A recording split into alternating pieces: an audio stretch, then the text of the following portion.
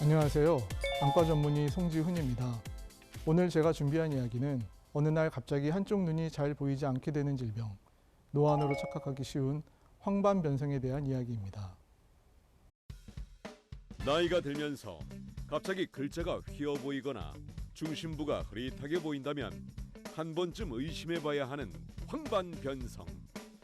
황반변성은 전 세계 50세 이상 성인에게서 실명 원인 1위를 차지하고 있으며 해마다 수백만 명의 신규 환자가 발생하고 있는 대표적인 퇴행성 안질환인데, 국내에서도 환자 수가 꾸준히 증가해 최근 5년 사이 진료 인원이 2배 가까이 증가했고, 특히 60, 70대에게서 가장 빠르게 늘고 있다. 황반변성의 주요 위험 요인은 노화와 유전적 요인, 그리고 흡연이라고 할 수 있는데, 담배 속 독성 물질이 망막혈관과 조직을 손상시켜 황반 기능을 약화시키고 시력 저하를 가속화시킨다고 한다. 초기에 발견하면 시력 보존 가능성이 매우 높지만 진행할수록 실명 위험이 커지고 치료 효과도 떨어지는 황반변성의 증상과 치료법에 대해 자세히 알아보자. 눈은 마음의 창이라고 하죠. 몸이 천냥이면 눈이 900냥이라는 옛말도 있고요. 시각은 사람의 오감 중 가장 중요한 감각으로 감각기관을 통해 얻어지는 정보의 80% 이상을 시각이 담당하는 것으로 알려져 있습니다. 하지만 요새같이 스마트폰을 많이 보고 인터넷을 통해 모든 정보를 얻는 시대에는 아마 90% 이상의 정보를 시각을 통해 얻을 것입니다. 그럼 이렇게 소중한 시력을 만드는 우리 눈은 어떻게 이루어져 있을까요? 눈을 앞에서 보면 맨 앞에 검은 동자로 보이지만 실제로는 투명한 유리창 같은 구조인 각막이 있고요. 각막에 문제가 생기면 물체가 뿌옇게 보이거나 겹쳐 보이게 됩니다. 그 뒤에 빛이 들어오는 동공을 형성하는 홍채가 있고, 홍채에 문제가 생기면 눈이 부시고 초점 맞추기 어려워지고요. 홍채 뒤에 카메라의 렌즈 역할을 하는 수정체가 있습니다.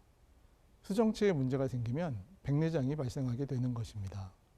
하지만 앞에서 보이지 않는 눈의 뒤쪽, 공과 같이 생긴 안구의 뒤쪽 부분은 세 겹의 막 구조로 구성되어 있습니다.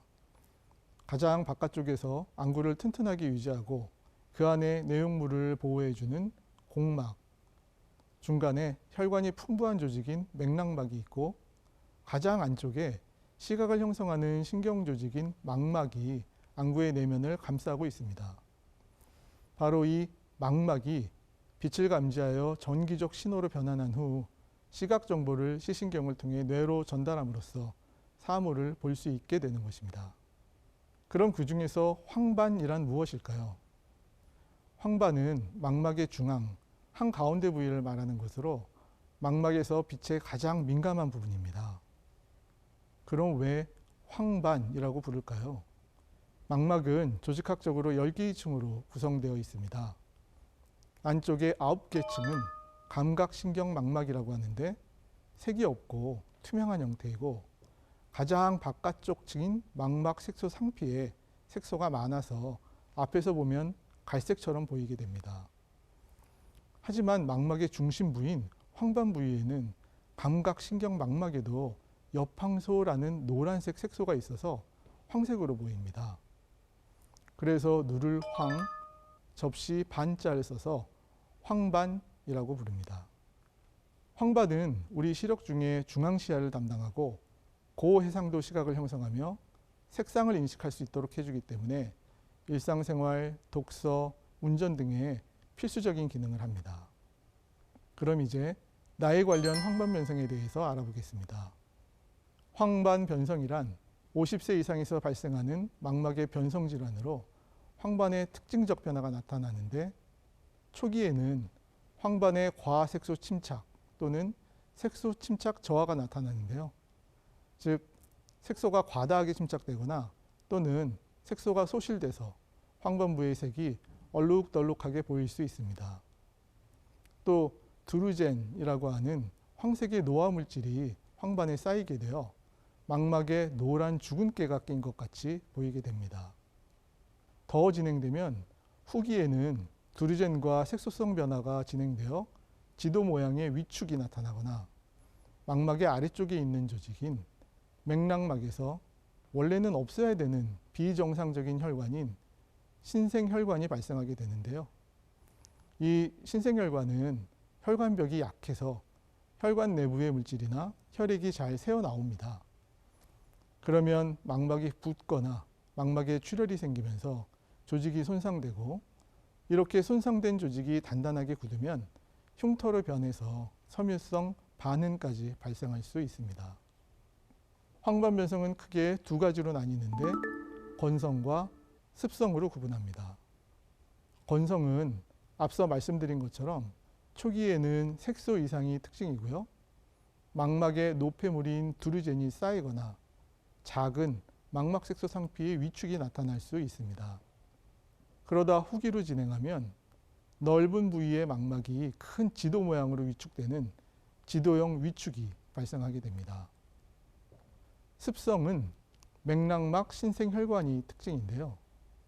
망막은 아래쪽에 맥락막이라는 혈관이 풍부한 조직이 있어서 이 맥락막으로부터 산소와 영양분을 공급받습니다. 나이가 들면서 이 맥락막에서 정상적이지 않은 병적인 혈관이 새로 생기면 이 신생혈관은 혈관의 벽이 매우 약해서 혈액이 쉽게 새거나 터질 수 있습니다. 그러면 피나 새어나온 액체가 망막에 스며들어 망막이 붓고 피가 고이면서 시력이 떨어지게 됩니다. 다음으로 황반변성의 증상에 대해 말씀드리면, 건성에서는 처음에 시력 변화가 별로 나타나지 않습니다. 시력 저하를 느끼시더라도 아주 천천히 조금씩 악화되기 때문에 대부분의 환자분들이 건강검진이나 안과 정기검사를 통해서 우연히 발견되어 내원하시게 됩니다. 이 50대 후반의 건강한 회사원분도 건강검진에서 안저 이상, 그러니까 눈의 안쪽 부위에 이상 소견이 발견돼서 근처 안과의원에서 진료 후 황반변성으로 진단받고 내원하셨는데요. 시력은 아직 양호하셨지만 황반부의 부분적인 위축과 색소 이상, 또 두르젠이 관찰되었습니다. 건성 황반변성은 검사도 간단히 안과의사가 세극등 현미경이라는 기계를 통해서 눈속을 들여다보는 검사로 쉽게 발견할 수 있고, 망막을 찍는 컬러 안저사진이나 자가형광 안저사진이라는 간단한 검사들로 경과 관찰을 할 수 있습니다. 건성 황반변성이 증상을 잘 느끼지 못하는 것에 반해 습성 황반변성은 갑자기 한쪽 눈에 시력 이상을 느끼고 병원에 오시게 됩니다. 주된 증상은 변시증이라고 하는데요. 상이 흐리게 보이거나 휘어져 보이고, 심하면 주시하는 가운데 부분이 가려지고 비어 보일 수 있습니다. 이 환자분은 60대 중반의 남자 환자분이신데 아직 직업 활동을 하고 계신 분입니다. 요새 눈이 많이 침침해져 노안이 심해졌나 생각하시다가 어느 날 한눈씩 가리고 TV를 봤더니 오른쪽 눈의 형체가 다 구불거려 보여서 놀라서 내원하셨습니다. 오른 눈 황반 부위에 두르젠도 보이지만 가장 특징적인 소견은 빨간색 출혈이 보였고요. 이 검사는 빛간섭 단층 촬영이라고 하는 검사로 근적외선 파장의 빛을 이용해 망막의 단층 구조를 정밀하게 촬영하는 기술입니다. 왼쪽 눈처럼 망막의 각 측이 균일하고 반듯하게 보여야 정상인데, 오른쪽 눈은 망막 아래쪽에 맥락막 신생혈관 때문에 망막을 받쳐주는 망막 색소 상피가 울퉁불퉁하게 변해 있고, 그 위쪽 망막에는 물이 고여서 부어있는 모습을 볼 수 있습니다. 실제로 이 환자분처럼 황반변성을 노안으로 착각하시고 병원에 오는 것을 미루다가 적절한 치료 시기를 놓치는 경우들이 종종 있습니다. 그럼 황반변성과 노안은 어떻게 다를까요? 카메라로 비유하면 노안은 카메라의 초점 조절 기능이 약해진 것으로 가까운 것을 볼 때 초점이 안 맞는 증상이 나타납니다. 이런 증상은 돋보기로 쉽게 해결 가능하고요. 40대경부터는 누구나 겪는 자연스러운 노화라고 할 수 있습니다. 하지만 황반변성은 카메라의 필름이나 센서가 손상된 것이라고 할 수 있고 사물의 중심부가 왜곡되거나 안 보이게 됩니다. 안경으로 해결 불가능하고요. 실명까지 갈 수 있는 심각한 질병입니다. 황반변성으로 진단된 분들이 가장 궁금해하는 것들이 몇 가지 있습니다. 먼저 백내장 수술로 인해 황반변성이 발생할 수도 있나 하는 것입니다. 먼저 정답을 말씀드리면 백내장 수술이 황반변성을 일으키지는 않습니다. 즉 백내장 수술 자체가 황반변성의 원인은 아닙니다. 하지만 백내장 수술 후에 황반변성이 발견되는 경우는 실제로 많은데요.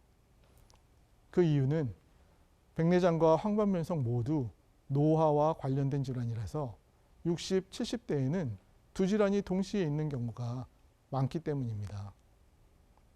즉 백내장 수술 후 환자분들의 시력이 개선되면서 황반변성 발생이 잘 발견되고 또 안과의사는 눈속도 잘 들여다볼 수 있기 때문에 더 쉽게 발견이 될 수 있습니다.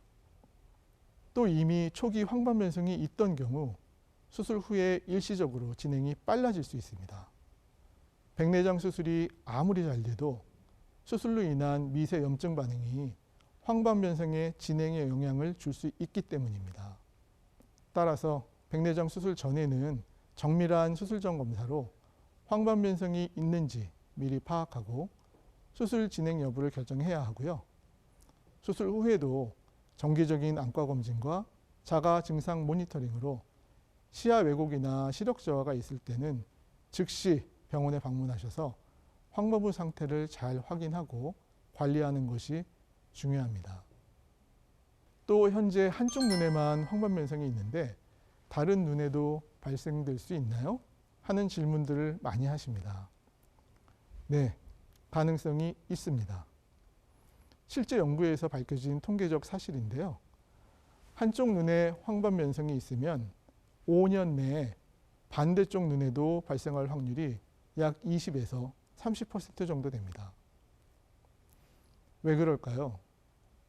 우리 눈은 양쪽 눈이 쌍둥이 같이 같은 유전적 요인들을 가지고 있고 같은 환경, 같은 생활 습관에 노출됩니다. 또 고혈압이나 고지혈증 같은 전신질환도 양쪽 눈 모두에 영향을 주겠죠. 그렇다고 크게 실망하실 필요는 없습니다. 중요한 점은 예방이 가능하다는 것입니다. 한쪽 눈에 이미 황반변성이 있으신 분들은 당연히 안과에서 정기적으로 점검을 받거나 치료를 받고 계실 테니까요. 그때마다 반대쪽 눈도 자세히 검사를 받아보시게 될 것이고요. 황반변성은 조기 발견이 돼서 치료를 시작하면 예후가 아주 좋습니다. 또 반대쪽 눈에 황반변성이 발생하는 것을 막기 위해 눈 영양제를 복용하고 금연하시고 선글라스 착용으로 자외선 차단하고 녹황색 채소 섭취하시면서 적극적으로 관리하시면 됩니다. 이런 정기적인 검진과 생활습관 개선으로 발생 위험을 줄이고 조기에 발견하여 치료할 수 있습니다. 다음은 뇌질환이 있는 사람에게서 황반변성이 쉽게 발생한다던데 사실이냐 하는 것이고요. 사실 부분적으로 맞다고 할 수 있습니다. 뇌졸중과 황반변성은 둘 다 혈관 문제와 관련이 있습니다. 고혈압이나 고지혈증, 흡연 같은 위험 요인을 공유하기 때문에 뇌혈관이 약한 분들은 눈혈관도 약할 가능성이 높습니다. 그리고 일부 연구에서 알츠하이머 치매와 황반변성의 연관성을 보고했는데요. 두 질환 모두 노화와 염증 반응이 주요 원인이고 망막은 뇌에서 기원하는 뇌와 같은 신경조직이라 비슷한 퇴행성 변화를 겪을 수 있습니다. 하지만 여기서 주의할 점은 직접적인 인과관계는 아니라는 것입니다. 뇌 질환 때문에 황반변성이 생기는 것은 아니고 공통된 위험 요인을 가지고 있다라는 것이 적절한 해석일 것 같습니다. 따라서 뇌혈관 질환에 대한 위험 요인, 고혈압이나 콜레스테롤 같은 것들을 관리하고 금연, 규칙적 운동, 건강한 식단 같은 생활 습관을 개선하는 것은 뇌 질환과 황반변성 모두를 함께 예방할 수 있는 좋은 방법이라고 말씀드릴 수 있겠습니다. 다음은 건성 황반변성의 치료에 대해 말씀드리겠습니다. 앞서 건성 황반변성은 시력 저하가 별로 없고 진행도 빠르지 않다고 말씀드렸는데요. 하지만 건성 황반변성도 후기로 진행해서 지도형 위축이 생기면 시력 저하를 크게 느낄 수 있고, 또한 습성 황반변성으로 진행할 가능성도 있기 때문에 이를 조기에 발견하기 위해 정기적 안과 검사를 받아보셔야 되고, 또 중기 이상의 건성 황반변성에서는 진행을 억제하기 위한 노력이 필요한데, 고위험군 환자의 경우 항산화제와 무기질의 혼합제제를 복용함으로써 후기로의 진행을 늦출 수 있습니다. 건성 황반변성의 치료에 대해 미국 국립안연구소에서 진행한 대규모 연구가 ARDS 스터디, RS 스터디인데요. 이 연구 결과 바이타민 C, E와 같은 항산화 비타민과 무기질 복합제를 장기 복용하면 후기 황반변성으로의 진행을 억제할 수 있는 것으로 확인이 되었고요. 하지만 이 영양제에 포함된 성분인 베타카로틴이 흡연자들에게 폐암을 유발하는 것으로 나타나서 그 이후에 아레주2라는 후속 연구를 통해 베타카로틴을 제외하고 대신 루테인과 제아잔텐을 포함해서 역시 장기간 이 영양제를 복용하면 후기 황반변성으로의 진행을 억제할 수 있는 것으로 밝혀졌습니다. 불과 몇 년 전까지만 해도 이렇게 중기 건성 황반변성 환자들이 후기로 진행하지 않도록 영양제를 복용하는 것 외에는 이미 후기인 지도형 위축으로 진행된 환자들에 대해서는 특별한 치료법이 없었습니다. 하지만 최근 미국에서는 후기 건성 황반변성인 지도형 위축에도 보체계라는 우리 몸의 면역체계의 일부를 억제하는 안구내 주사치료제가 허가되어 사용되고 있습니다. 보체계라는 것은 우리 몸에 외부로부터 균이 들어왔을 때 이 균을 제거하기 위해 이로운 염증 반응을 일으키는 면역체계의 일부라고 이해하시면 되겠습니다. 이 치료법은 건성 황반변성에서 과도하게 작동하는 보체계를 억제해서 염증을 감소시키고 세포를 보존함으로써 지도형 위축이 악화되는 것을 막는 치료법입니다. 하지만 후기 건성 황반변성의 치료로 쓰이는 보체계 억제 안구내 주사제는 현재 미국에서만 허가되어 사용 중이고, 단점으로 시력 호전 효과는 없으면서 심지어 지도형 위축의 진행도 계속되는데 악화되는 속도만 느려지는 치료법입니다. 또 치료 부작용으로 습성 황반변성이 발생하거나 안구내 염증이 동반될 수도 있어 치료 여부는 환자의 상태에 따라 신중하게 결정되어야 합니다. 이제 습성 황반변성의 치료에 대해 말씀드리겠습니다. 습성 황반변성의 치료로 과거에는 레이저 광응고술을 시행했었습니다. 이 치료는 습성 황반변성의 원인이 되는 맥락막 신생혈관을 레이저로 태워서 시력의 추가적인 악화를 방지하는 치료였는데요. 치명적인 단점으로 황반부 망막 조직을 손상시키게 돼서 영구적인 시력 손실을 야기했습니다. 더 나빠지지 않기 위해 눈물을 머금고 지금 남아있는 시력조차 희생시키는 치료법이었던 거죠. 또 과거에 수술적 치료를 시도해 보기도 했는데요. 황반전이술이라는 수술법으로 망막을 전체적으로 박리를 유발한 후 황반의 위치를 이동시켜서 황반변성 부위를 건강한 망막 색소 상피 위로 옮기는 수술법이었습니다. 하지만 역시 단점으로 광범위한 수술적 조작으로 인한 합병증이 심하게 발생했었습니다. 그러다 광역학 치료가 개발되었는데요. 이 치료법은 아직도 일부 환자들에서 사용되고 있는 치료법입니다.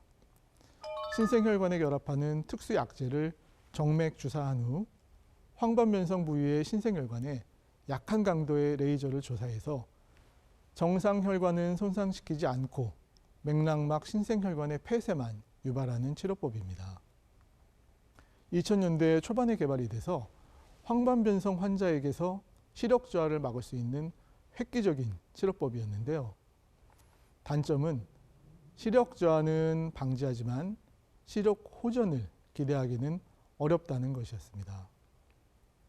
그 이후에 드디어 항혈관 내피 성장인자의 안군의 주사 치료법이 개발됩니다.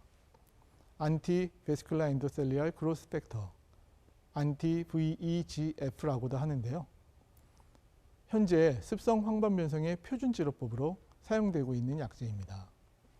혈관 내피 성장인자 VEGF라고 하는 물질은 우리 눈 안에서 나쁜 혈관을 만들고 또 혈관을 약하게 해서 쉽게 피가 새거나 망막이 붓도록 만드는데, 이 VEGF라는 물질을 억제하는 약물을 눈 안에 주사해서 망막이 손상되지 않도록 하는 것입니다. 앞에서 말씀드린 다른 치료법들이 남아있는 시력을 손상시키거나 시력 저하는 막더라도 호전은 기대하기 어려웠던 데 반해 이 항혈관 내피 성장인자 주입술은 시력의 호전을 기대할 수 있는 습성 황반변성의 치료에 있어서 획기적인 전환점을 가져온 치료법입니다. 초기 개발되었던 안티-VEGF 약물들도 효과가 매우 좋았었는데요. 이후에도 계속해서 새로운 약제들이 개발되면서 지금은 환자분들 개개인에 맞는 다양한 약제로 치료를 진행해서 최선의 치료 결과를 얻을 수 있도록 하고 있습니다. 하지만 안군의 주사 치료법이라고 하면 눈에 주사를 맞는다는 뜻이니까 겁부터 먹는 분들이 많습니다. 실제로 주사바늘이 눈 안으로 들어가냐고 묻기도 하시고요. 네, 실제로 들어갑니다. 그럼 엄청나게 아픈 게 아니냐 그렇게 물으시는데 별로 아프진 않습니다. 우리 눈에는 작은 티끌이 하나만 들어가도 심하게 아프고 불편한 이유가 감각신경이 굉장히 민감하기 때문인데요. 그만큼 우리 눈은 마취도 잘 돼서 간단한 마취 안약만 넣고 주사를 해도 통증이 별로 느껴지지 않습니다. 그래서 치료받으시는데 통증은 너무 걱정하지 않으셔도 되겠습니다. 눈에 주사를 맞는 것에 대한 부작용으로 드물게 눈 안에서 염증이 발생하는 경우가 있는데, 주로 주사와 함께 눈 주변에 있는 균이 눈 안으로 들어가는 경우 심각한 염증이 발생할 수 있습니다. 하지만 이를 예방하기 위해서 눈 주사를 하기 전에 강력한 살균제로 눈 주위와 눈 표면을 잘 소독하기 때문에 눈 주사로 인해 심각한 염증이 발생하는 경우는 매우 드무니까 이것도 크게 걱정하지는 않으셔도 되겠습니다. 그리고 지금까지 습성 황반변성의 주 치료제로 사용되었던 VEGF 억제제 외에 황반변성을 일으키는 또 다른 원인들을 차단하는 다양한 작용 기전을 가진 치료제의 개발도 진행되고 있어서 곧 새로운 치료제의 도입도 기대를 해볼 수 있겠습니다. 자, 그럼 이런 좋은 연구들은 연구대로 진행이 되어야 할 것이고 우리가 할 수 있는 것은 예방을 위한 노력이 되겠는데요. 황반변성을 예방하기 위해서는 어떤 노력이 필요할까요? 먼저 좋은 영양소 섭취입니다. 적절한 영양소를 섭취하면 황반질환 예방에 큰 도움이 되는 것은 이미 잘 알려져 있고요. 녹색 채소 및 과일을 많이 섭취하시는 게 도움이 되겠습니다. 또 운동의 중요성은 아무리 강조해도 지나치지 않죠. 운동은 전반적인 건강 증진은 물론 황반변성을 예방하는 데도 효과적입니다. 그리고 건강한 생활 습관을 유지하시는 건 너무나 당연한 거겠죠.